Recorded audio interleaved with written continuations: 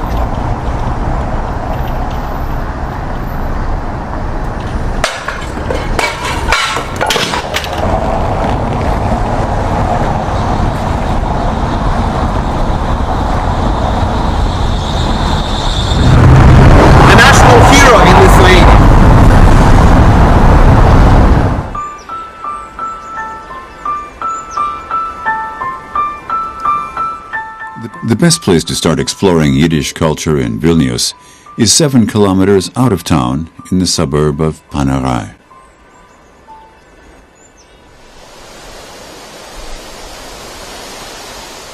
It was here between 1941 and 1944 that German Nazis and their Lithuanian allies murdered 100,000 people in what is now known as the Panarai Massacre.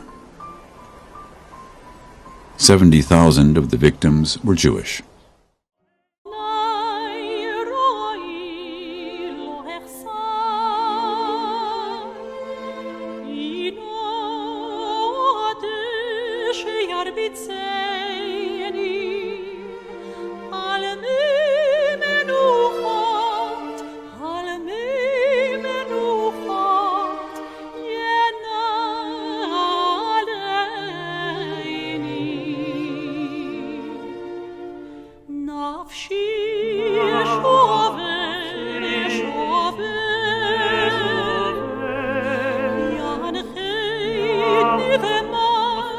Later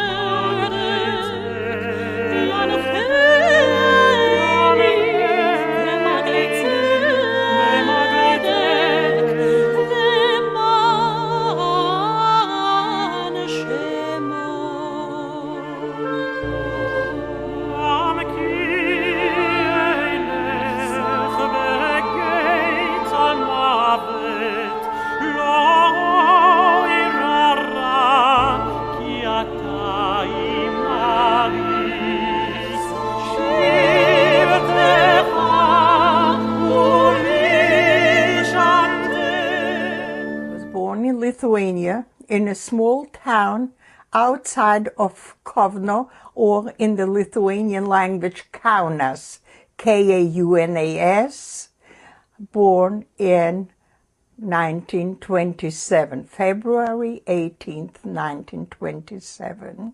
I'm the seventh of a family of 9 children. We were an observant Jewish family, and we were taught the Bible and how to live by it with respect and truth, and know who you are. Communists. There is an old saying in Russia, a man stands there in front of the mirror to shave himself, and he says, "Who is the spy, you or I?" Everybody spied on everybody. And that was terrible. So, what happens? Stalin signed with Hitler that they are not going to attack each other and that they are going to be good neighbors. Well, that didn't last very long. The Russians marched in June 1940. June 1941, 22nd of June, the Germans attacked Lithuania. At that point, I was ready for the high school at my age, and there was only the Lithuanian high school, and I knew what to expect, so did my mother. And there was one Yiddish Jewish school left in Kaunas. And being that my oldest brother and my older sister lived in Kaunas, they didn't come back with us to the village, they lived in the big city. So mother said, go to Kaunas, and there you'll be able to sign up in that school. Sometimes you wonder what destiny is. What did it mean, the change in 1 week? And as I was in Kaunas, the war broke out. The Nazis attacked. I stayed with my sister and my brother.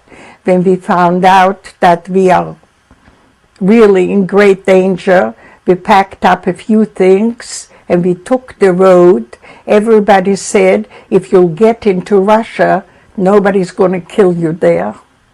And we started to run towards the border, which would have had to take us to Vilnius, which is the border of Belarus, Ukraine.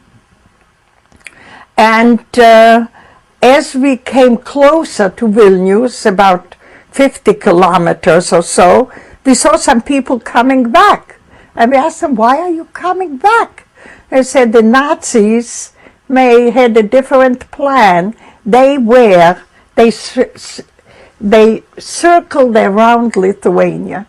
So they were at the Russian border before we were. So we got stuck with tens of thousands of Russian soldiers, and we couldn't get out. So slowly, with all the troubles, we started to walk back. And as we walked on the highway to go back to Kaunas, the planes would lower themselves real low and shoot at us. And a lot of people were killed like this way. And we went back to Kaunas. We come back. There's no connection with my family. There was a 5th column in Lithuania who worked with the Nazi Gestapo, that they will help them occupy and take over Lithuania, because Hitler promised the Lithuanians that they'll be independent when they come. But of course it wasn't so. So in the meantime, they started to kill the Jews. The Lithuanian civilians started to kill the Jews. Why not? They can take this chair from them. They can take something else from them. So, even before the Germans gave them an order, they killed thousands of Jews. Lithuania was a small country of about 3 million people. Almost every 10th person was a Jew. 98% of this Jewish population is gone now. They killed 98% of their Jewish population. The Germans, with the great help of Lithuanians and Ukrainians, there was a group of Ukrainians who were like an army, and they had a little black sign on the corner of their military coat, and they would be together with the Germans at the killing brigade. And in 1941, August, we were told to pack up, get out of our homes in Kaunas, and go to the suburb across the bridge, and that's what became the Jewish ghetto. Outside, on the hills around this suburb, in that part of Lithuania, there used to be a fort for soldiers. Now it became the killing grounds. They would bring in Jews even from as far as Austria, and they would take them there and kill them in pits. And we used to hear in the ghetto, we used to hear many times the shooting and the marching of the people. In the ghetto, it was my sister, my brother, my sister-in-law and I. We got a room together with friends, each little room for a family.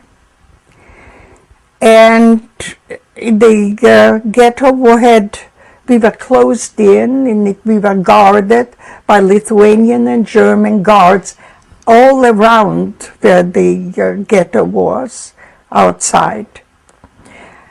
The first thing that happened after we were told not to go anywhere, we will not be able to get through, and not to come to the barbed wire because we'll be shot.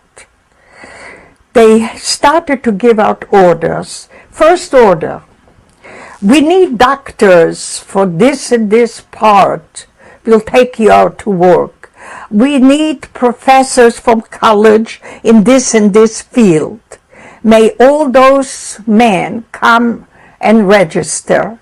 Well, the next day we found 500 men signed up from that caliber, and most of them were hanged. We saw them, and then some of them were killed even before they hanged them. To explain how that can happen from such a highly cultured country is beyond my understanding, and I'm sure many millions of people couldn't understand that. לקראת ערב הגענו למקום שם לפנר. ואז ראינו שם שיש כבר בורות. הבורות היו כבר מוכנות. וברור שידענו שזה לא, שאנחנו לא נשארים פה, שאנחנו לא עובדים. הם עקפו אותנו מסביב, זאת אומרת, עם הכלבים. לקחו אותנו באמצע, ומסביב עם כלבים עמדו על ידינו. אמרו לנו להתפשט ולשים את הדברים במקום אחד.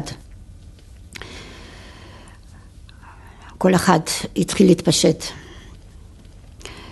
אני התפשטתי ולא לגמרי. אמרו די. נשארתי עם שמלה ונעליים. הסבתא והדודה שהייתה איתי, הם היו צריכים להתפשט לגמרי. ואז לקחו 10 נשים, כל 10 נשים, ציוו ללכת לבור, למד על יד הבור, ושם היו כבר האוטומטים, זה הכלי הריגה, עם האלה שישבו שם. היינו צריכים לעמוד 10 אנשים, הם היו, וזה היה על יד הבור, ואנחנו, וירו בהם, והם נפלו. אני הייתי כמעט בין האחרונים. ואז הגעתי לבור, ירו בנו, ונפלתי. כבר הבור היה מלא. אני נפלתי בקצה, שהיו כבר הרבה אנשים, ואני הייתי ממש למעלה, בקצה.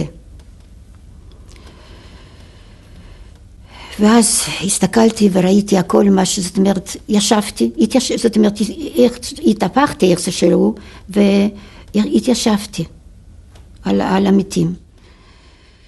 הרבה אנשים הם פגעו, ויש אנשים שלא פגעו, ובגלל זה כל הזמן בבור היו בכי, וכל אחד, היו ממש איום ונורא, אי אפשר לסבול היה בכי, וביקשו, אז זאת אומרת שרחמים, ובאו אחר כך את הנאצים, ועוד פעם הם שמעו שיש אנשים עוד חיים, אז הם באו וירו בהם.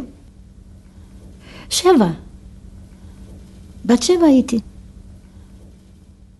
I was at the edge of the grave 3 times, no, 4. Which time was the closest? This. This was the end. It was Christmas Eve, the 24th of December, 1941.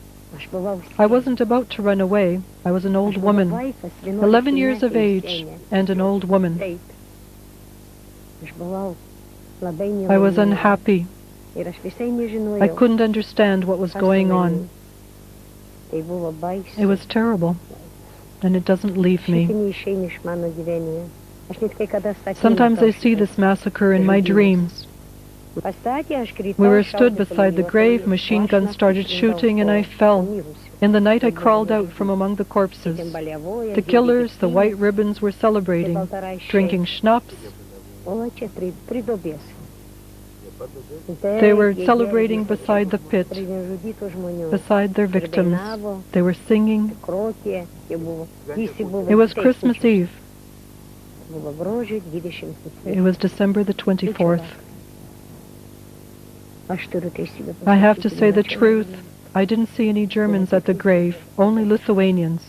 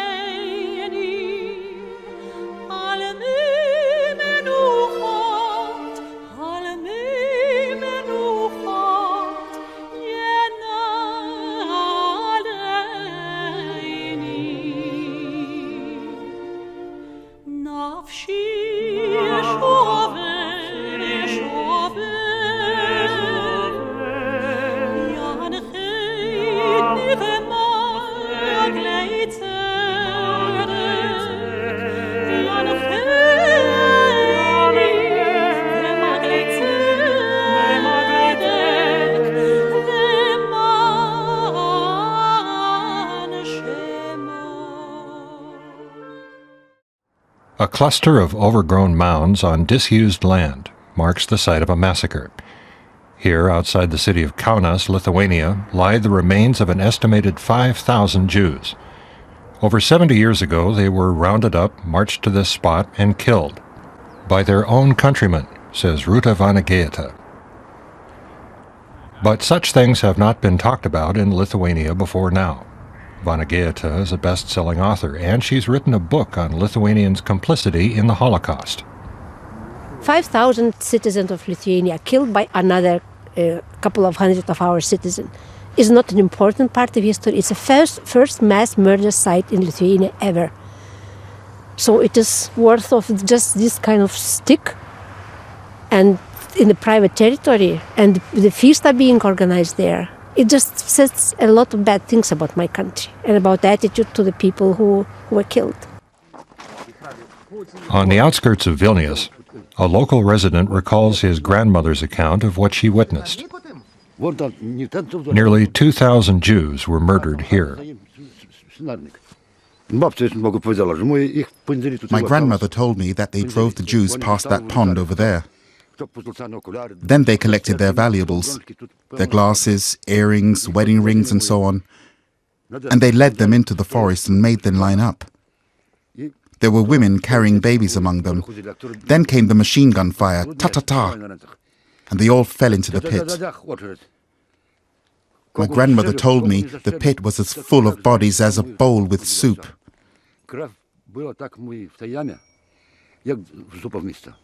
And who drove the Jews there? The Lithuanians, who else? There weren't any Germans there, maybe one or two standing off to one side. Nazi Germany carries the principal responsibility for the Holocaust, but how great was the complicity of the Lithuanians? This is the subject of a bitter debate currently raging in the country. Vanageta spent half a year scouring the archives in the Lithuanian capital Vilnius. She discovered that her own family had been involved in the mass murder of Lithuanian Jews.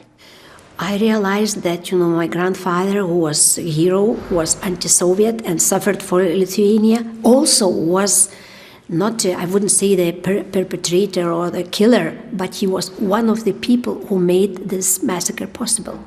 So it means that my country's history, the victims and heroes could have been, participants of the murders as well. In the summer of 1941, German forces occupied Lithuania, but after 2 years of foreign rule by the Soviet Union, many Lithuanians welcomed the invaders as liberators. This banner says, "Lithuania serves the Fuhrer." The Nazis had no trouble finding collaborators. Whether it was 1,000 or 20,000 is hotly disputed. But there can be no doubt that with their help, over 90% of Lithuania's Jews, about 200,000 people, died in the Holocaust. Ruta Vanageta is not afraid to face her critics, not even the right-wing extremists, as they march through Kaunas. On the internet, Vanageta has been reviled as a traitor. You say the Lithuanians liked killing Jews. I doubt that. No, I didn't write that. Well, I haven't read the book. That's how it is. Nobody's read the book, but everybody thinks I want to harm Lithuania. Vanageta says she intends just the opposite. She wants Lithuania to face up to its past. A first step could be to publish a list naming the Lithuanian collaborators that the Historical Institute compiled in the fall of 2016 after years of controversy. Ephraim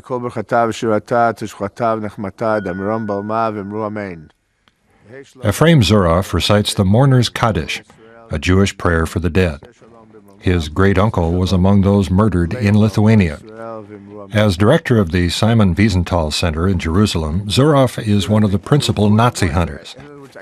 He's been supporting Vanageta's efforts for years and pressuring the Lithuanian government to admit to the country's role in the Holocaust. Lithuania is full of places like this.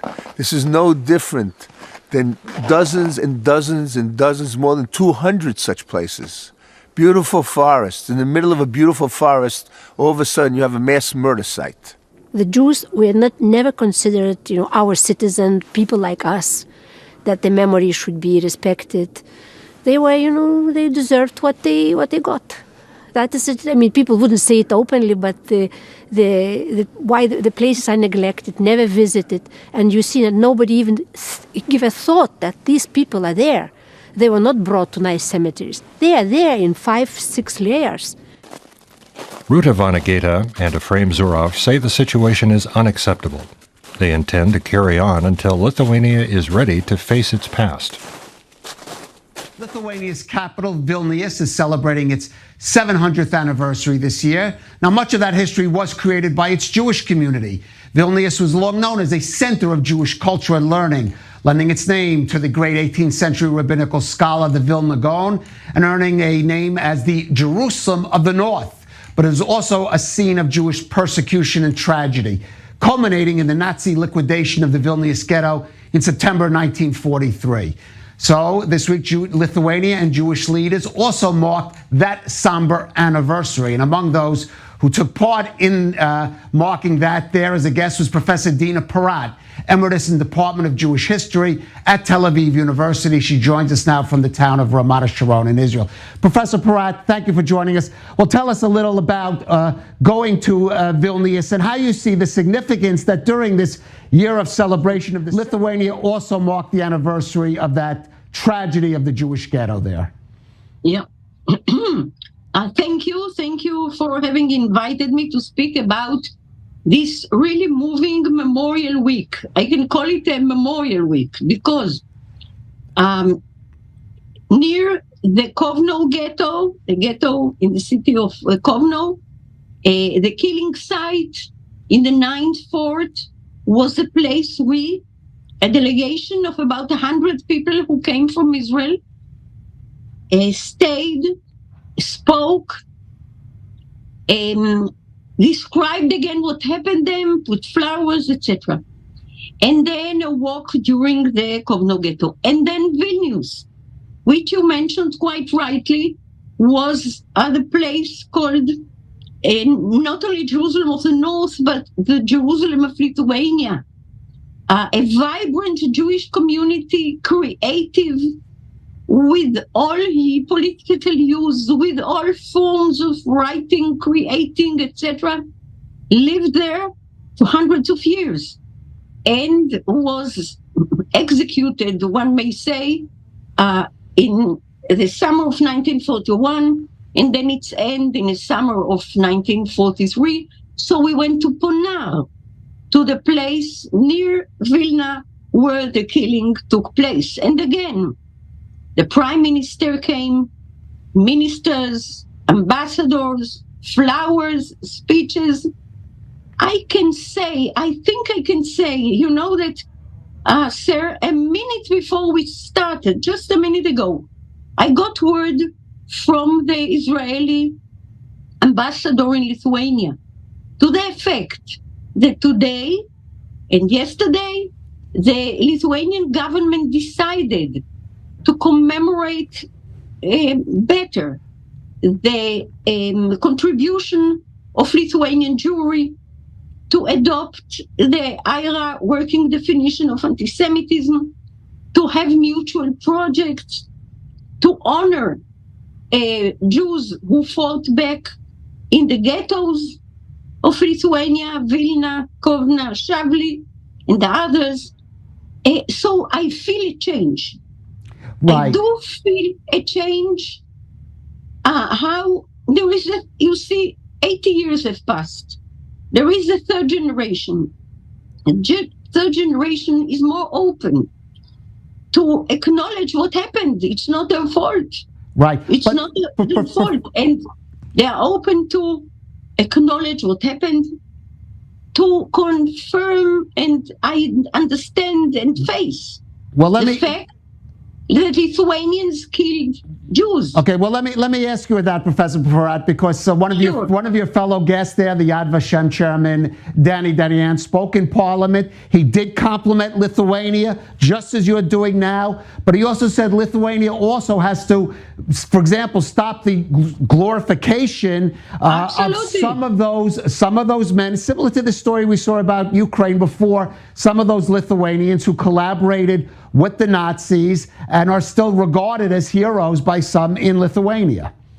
I was present when he spoke, of course, and he's absolutely right. He also acknowledges the fact that there are steps, that there is a new generation, that they are being more open. But please understand that all over the East European region, once dominated by Soviet Russia, there is this problem that people who were anti-communists were on the other side pro-Nazis. And they fought the communists. So today, in the communist era, they are considered heroes. But they were fighting with the Nazis and helping their plan to execute, to kill, murder all Jews. So Danny Dayan, chairman of Yad Vashem, told them point blank. He said, an anti-Semite cannot be considered a hero. And you cannot now have a monument for him in the main square of the city. That if the Lithuanian government can get away with what it's doing now, there is no moral lesson to be derived from the Holocaust. If Lithuania can put up a statue of Jonas Noriega, then why can't Germany put up a statue of Adolf Eichmann? Do you think that's an exaggeration? Michael, imagine sending your kid to Adolf Hitler High School. But in Lithuania, they send their kids to Noreika School. If a government can rewrite a genocide to say somebody else did it, the murderers are heroes, nobody saw anything, nobody knew anything, and get away with it, and it's a European government, then why would any other government say we're going to be held to account, so maybe we shouldn't perpetrate a genocide, or maybe we shouldn't do human rights violations because we could. They have, this is the clearest, most obvious case of Holocaust revisionism that exists. If this isn't addressed, why wouldn't every genocidal maniac do exactly the same thing when they know that they can get away with it?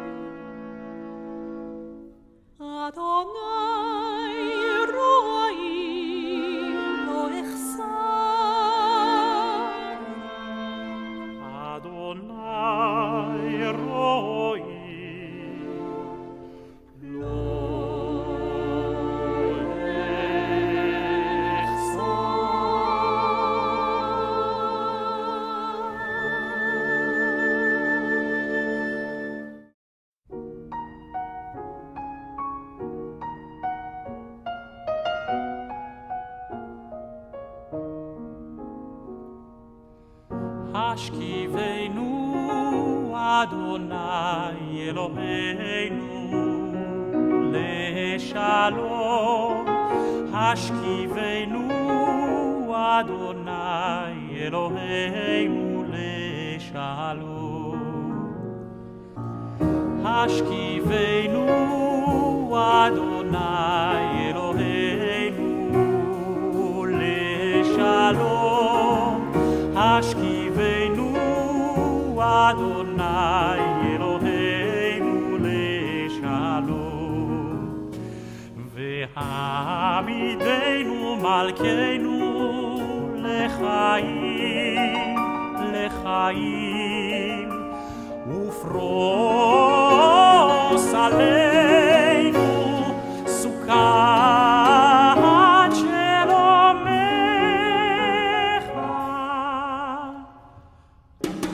השכיבנו